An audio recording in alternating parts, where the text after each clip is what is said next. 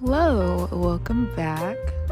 So, I know it's been a long time, and creatively, the reason why this video has even taken so long in the first place is because I was in a huge creative slump. It's kind of been that way for, I don't know. Personally, I feel like creatively I've been burned out since either the pandemic or before the pandemic. It's 2023 now, and even to this day, I still have a hard time being creative, even though that's who I am. I am a creative, and that's kind of the energy that I even restarted my YouTube channel with. I was like, oh, I'm a creative, so let me be a creative now and revive my channel. And then I made one or two videos. Did I make one video or two? I think I made one video and then just dipped. I was like, yeah, this is too much work. But it's is it really too much work? Or is it just getting comfortable and not taking the time to really focus on the things that you do enjoy doing? Because I do enjoy video editing. I do enjoy making videos. I enjoy painting. I enjoy drawing. I enjoy, there's so many art forms that I enjoy, but I don't put the time and effort into them that they deserve. And I feel like as I'm getting older, there's this big push to focus on career. And that's all I could really think of, especially living in California, where it costs basically all your organs plus your skin just to live out here each month. Career is always the big focus. Oh, I gotta make enough money for this, for that. I want to move out. I want to travel. I want to do all these things, but money. So that's been my focus, especially since I graduated from college, which is coming up on 2 years now, which is crazy to think about, but it is true. I graduated in December 2021, and we're in August of 2023. So technically, this has been 2 years since I started my last semester of college, which is still really crazy to think about. But yeah, anyway, that's kind of been my main focus since I graduated. It's work, career. Make 100K a year minimum 100K, and so I haven't really nurtured the part of my brain that is creative, because I feel like it's been really fizzled out. It's kind of like sparking a wet match, or trying to spark a wet match. That's what it feels. That's what my creativity, or my lack thereof, feels like right now. And I have been drawing here and there. And I actually do have some art-related videos. I'm not going to say they're in the works. I haven't really recorded anything, but I do have ideas. Actually, I did record a failed art video, but I'm not going to explain what it is yet, because I might take that idea and rework it later. But yeah,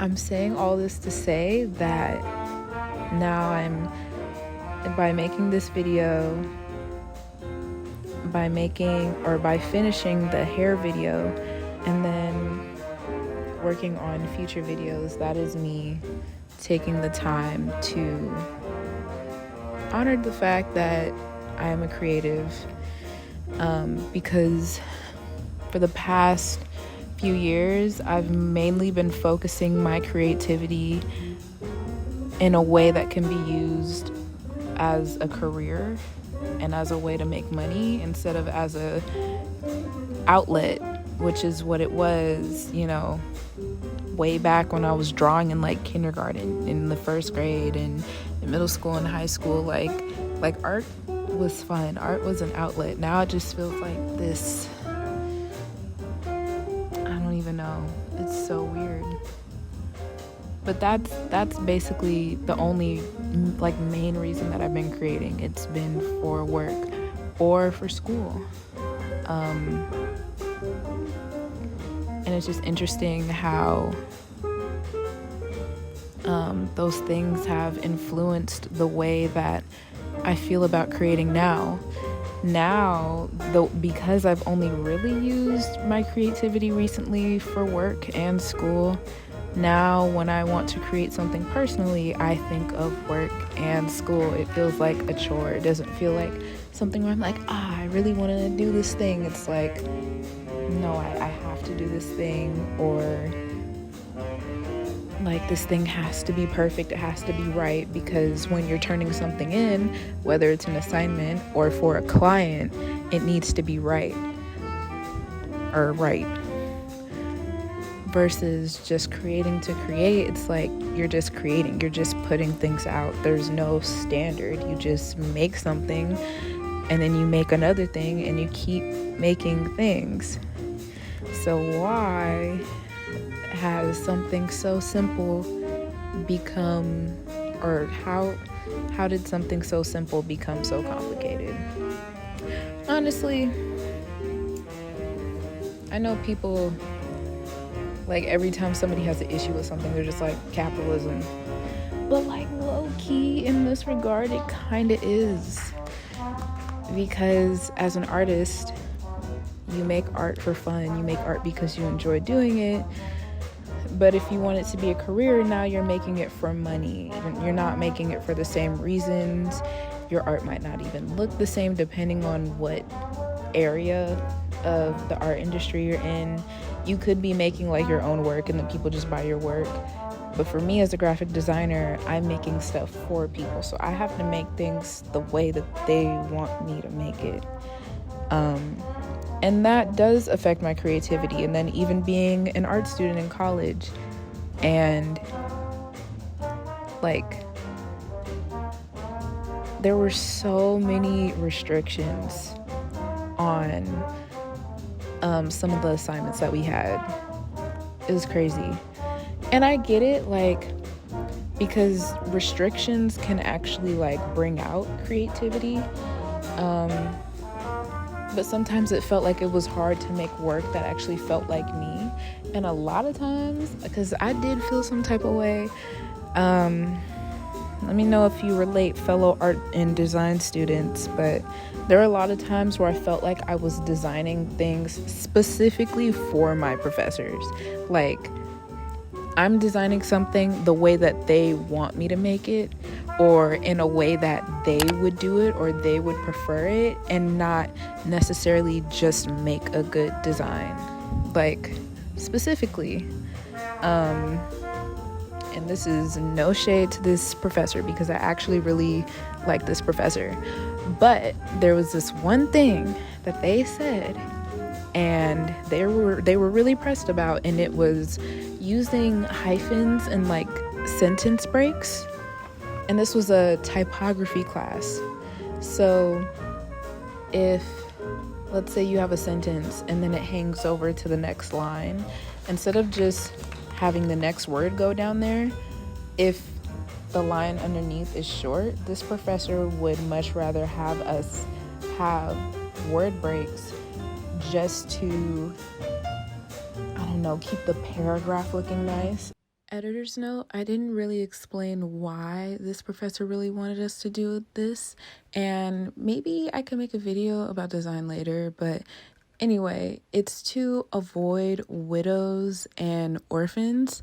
Basically, that means when a sentence hangs over and it looks incorrect, or you have a paragraph that's not really built up correctly, like this example on the screen. And so a way out of that is if you have a widow and you can't change the size of your text, if you use a line somewhere in there or a dash, then that can help break it up enough to give the paragraph more space to breathe. But the issue is that only really works in some cases, some scenarios. It's not something that you really want to overuse. It's something that you might see once a page, if that. But if you look at this example of my work coming up, you'll see that the page is littered with those lines, and it is not a good look. So I just wanted to add that little bit of clarification.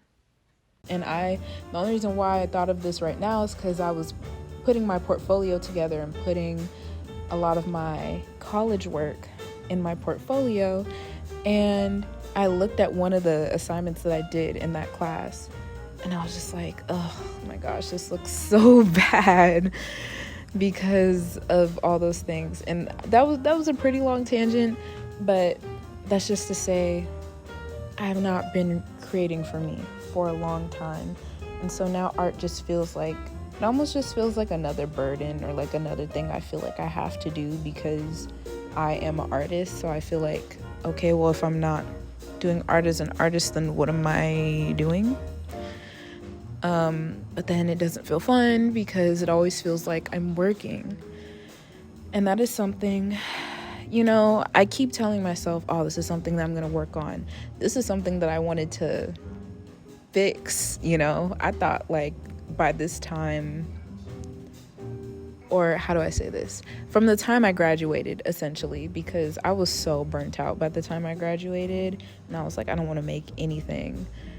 But then I was like, okay, I need to work through my relationship with creativity and art and separating it from work. And I thought that this was something that I'd just figure out and be done and over with by like the end of last year. And here we are in a whole new year, and I still feel the exact same way.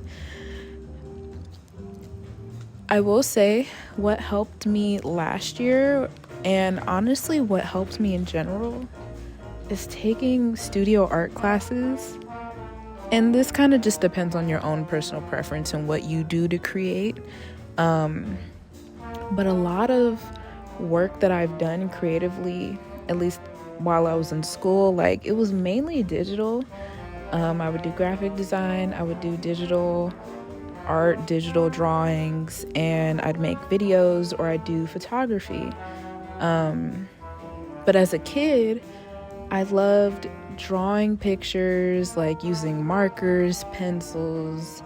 I liked painting, and I loved making collages. All that hands-on stuff, I feel like really brought out my creativity. And so as an adult, when I minored in studio art, and then last year after I graduated, last August, I took community college classes, and one of those classes was ceramics. And I had taken ceramics in college before, but it was just a good reminder that one, hands-on work, like making something that you have to shape and sculpt and mold from you, like it's kind of hard to describe, but it's just a really good feeling. And then also working with an art form as